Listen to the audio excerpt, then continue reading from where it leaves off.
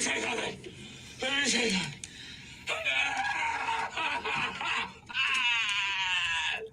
Boys and girls, that was a live reaction last Sunday from Bo McMurray as he lost in the clash of the Beards and Bellies.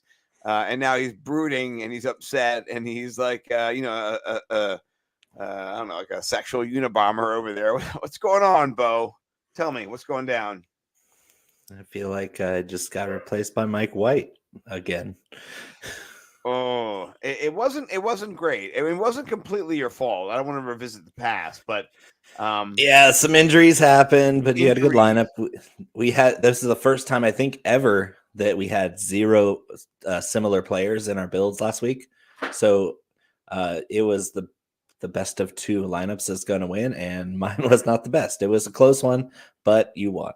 So yeah, props to you. But I'm going to brood like Anakin Skywalker or Zach Wilson if you may. I mean, you and Zach Wilson, have a lot in common.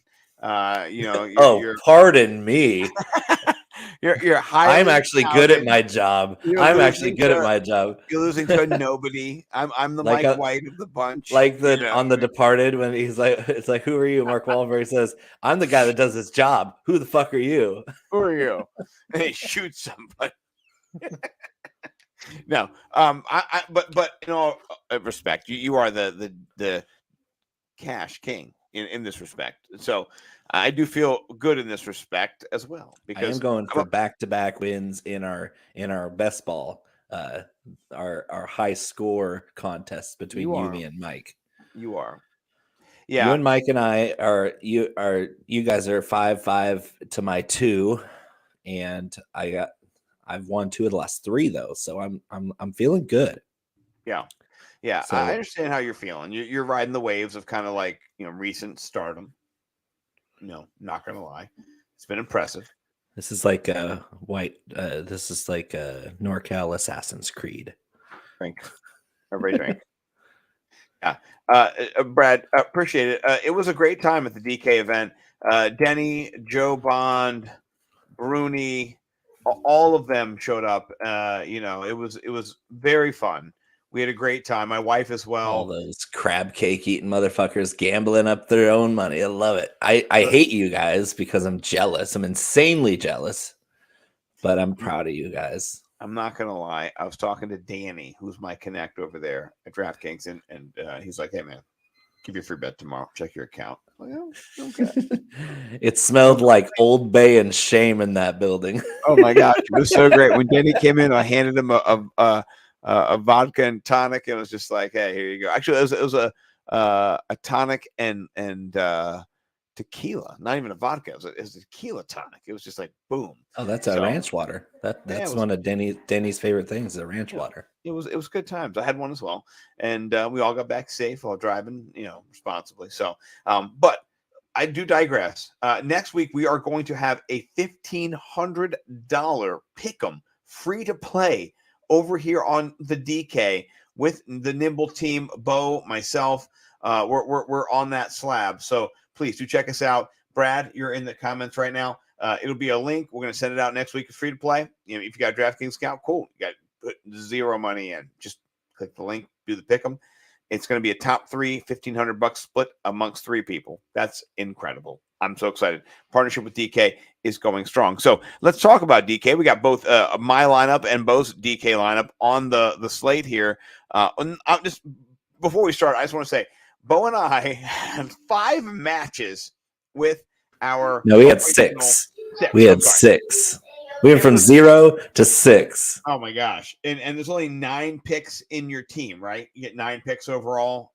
So it was we were 2/3 collaborative almost. So Trevor Lawrence check, Chubb check, AJ Brown check, Christian Kirk check, Kittle check. I mean, it was just boom, boom, boom. Oh, Harrison Bryant, just boom, boom, boom, all down the right. We had to switch it up. I would not give up AJ Brown. We both have AJ Brown, and we can talk about him first because he's the only shared piece we have. And I'll give us each some soapbox time. So go ahead and tell me your AJ Brown. Revenge narrative added into he's the slant god, like Michael Thomas is slant boy. This is slant man. Like slant man is AJ Brown, and the Titans defense is good at getting after the passer, but they're great at stopping the run. And so I think those inward breaking routes, those crossers, those digs, those slants, those square ins, those are going to be the routes that A.J. Brown's going to annihilate the secondary with. A lot of them going to be quick routes, like 7-yard, 12-yard in breaking routes. And I don't think the Titans have any answer for that in particular. And this guy's going to be coming in motivated. Like this is a home game for him, but his old team, all his friends from Tennessee are going to be coming to his new house, and he's going to try to put on a show. And so, yes, A.J. Brown is a chalky play in GPP where your better leverage play might be Devontae Smith this week. But for a cash game, I'm playing this narrative all over the place. My 50-50 lineups pretty much all have A.J. Brown. Well, it doesn't hurt that he also has on PFF the best overall matchup by rating far too. By far at 100% rating, like the best. Like, is that good? Is that good? Because it seems good. 100% good, right? That's like A plus. I think second place is 91%. So yeah, it's quite the advantage. Yeah, and if you want to kind of drill down deeper, and you're like, well, I mean, that just doesn't mean anything to me. Okay, well then, because we do have access to PFF, we can drill down a little bit. We can talk about his matchups, right? And so they're not terrible, but overall, Christian Fulton, he's 5'11", 197 pounds. Well, that's 30 pounds lighter than AJ Brown. Yeah, 3 inches shorter.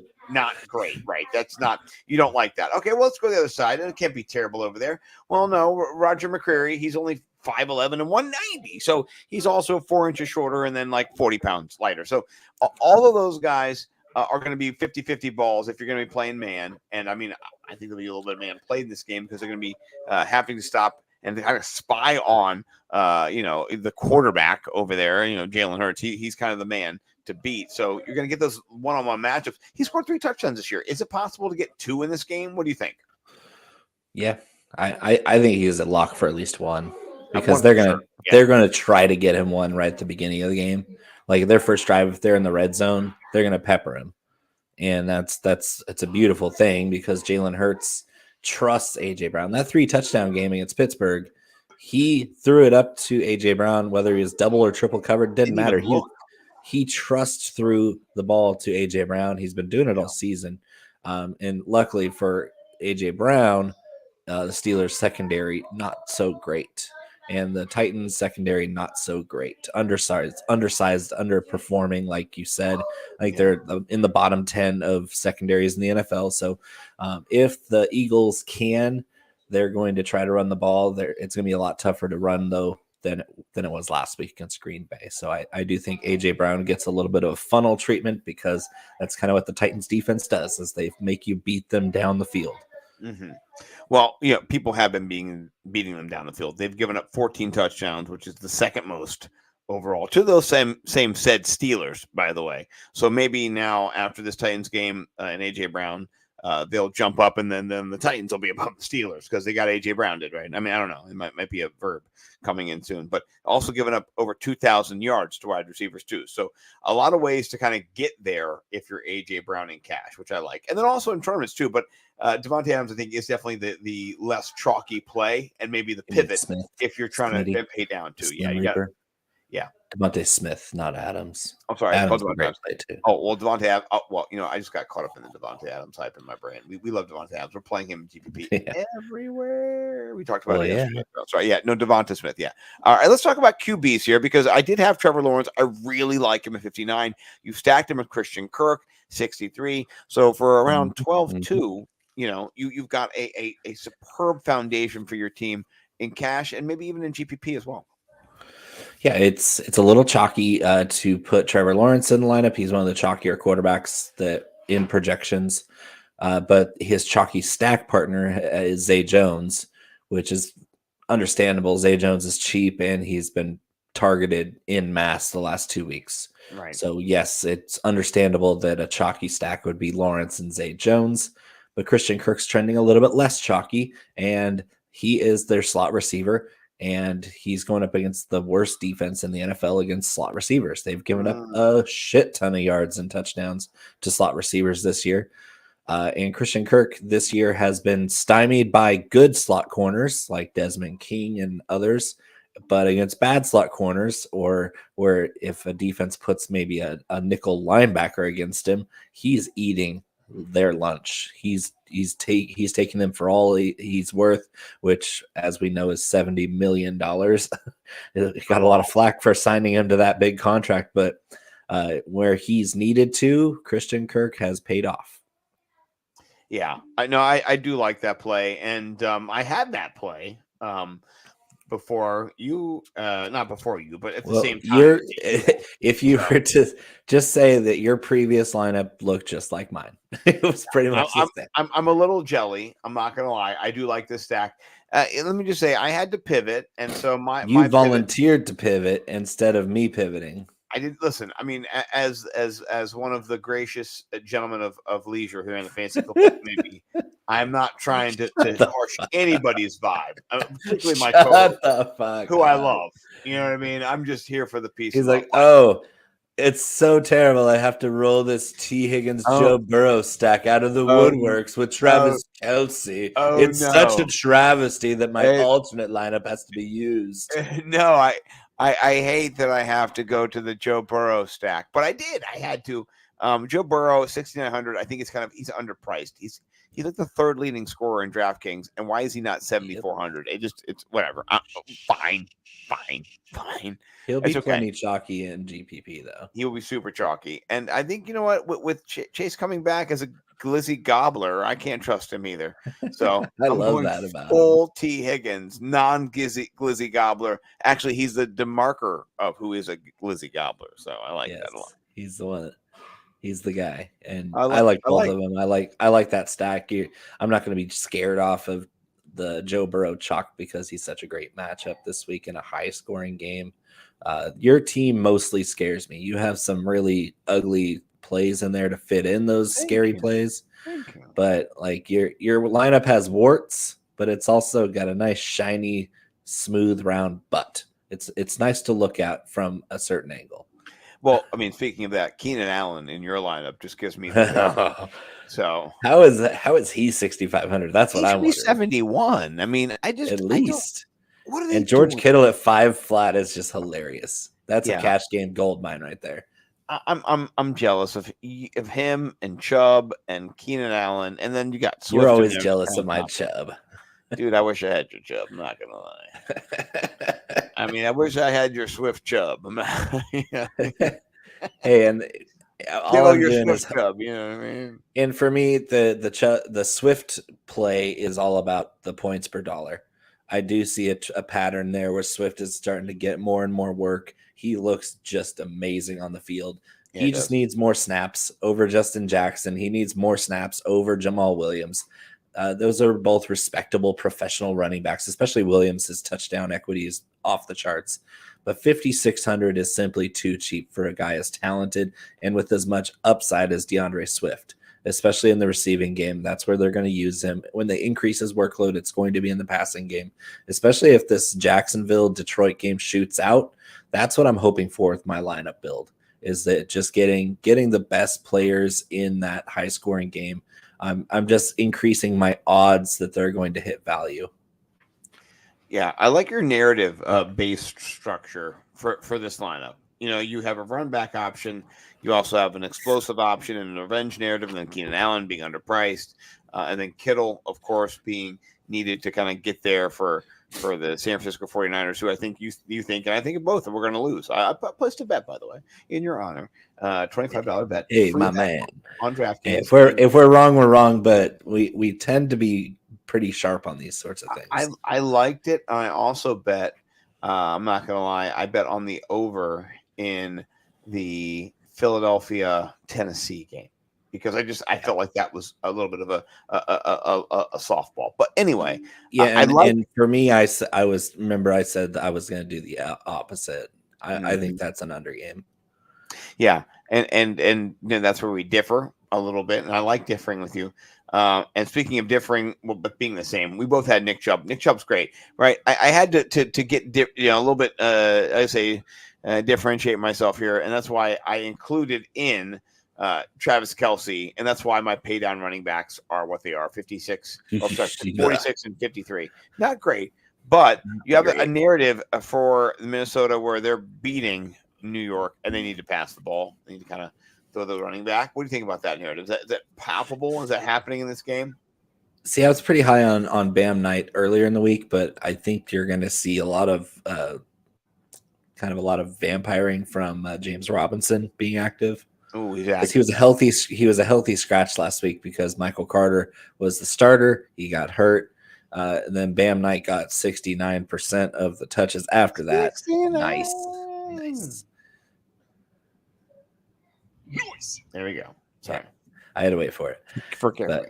but Bam Knight is probably not going to see that percentage of snaps with James Robinson active now. They only healthy scratch Robinson because they wanted to see what Bam Knight could do.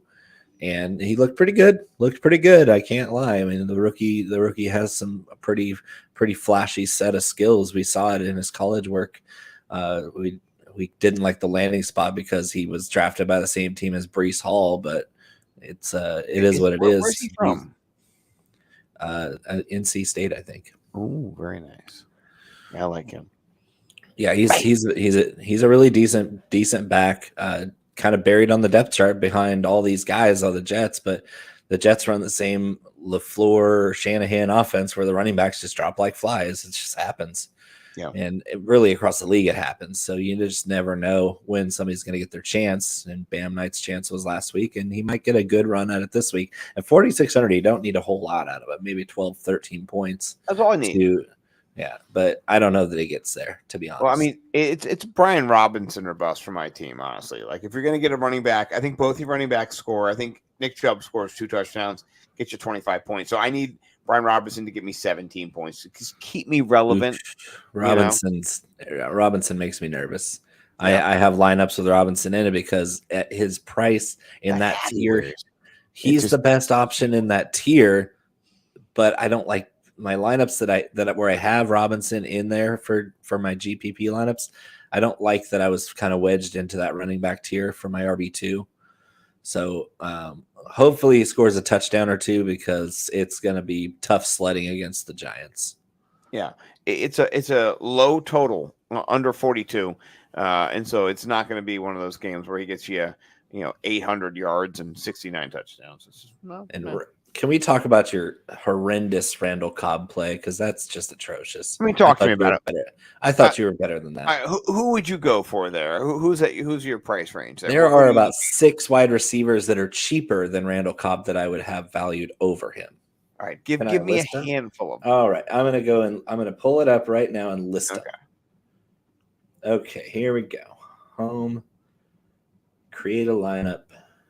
NFL Classic main slate. Wide receiver, scrolling down 4,200. Nico Collins, definitely have him above Randall Cobb. Okay. Marquez Valdez-Scantling, definitely have him over Randall Cobb. Okay. Demarcus Robinson, probably pretty close. Marvin Jones, yep. Khalif Raymond, yep. DeAndre Carter, about a push there. Chase Claypool, push. DJ Chark, push. Quez Watkins, higher upside. Elijah Moore, we don't know, but I think he has a growing role on that team down the stretch. You didn't say Corey Davis. Where's he at? I don't like Corey Davis. Oh, okay. He's at 4,100, right? Yeah. Okay. Nick Westbrook-Akine, I think he's a push with Randall Cobb. I mean, we're talking about Randall Cobb here still, right? Yeah, we are. And I mean, here's a couple, three more guys here. Okay. Jamal Agnew of the Jags. He's my secret recipe 3,300 guy this week. There's your leverage play down at the bottom of the board. Jamal Agnew. If you want the Trevor Lawrence stack experience without the chalk, Jamal Agnew at 33.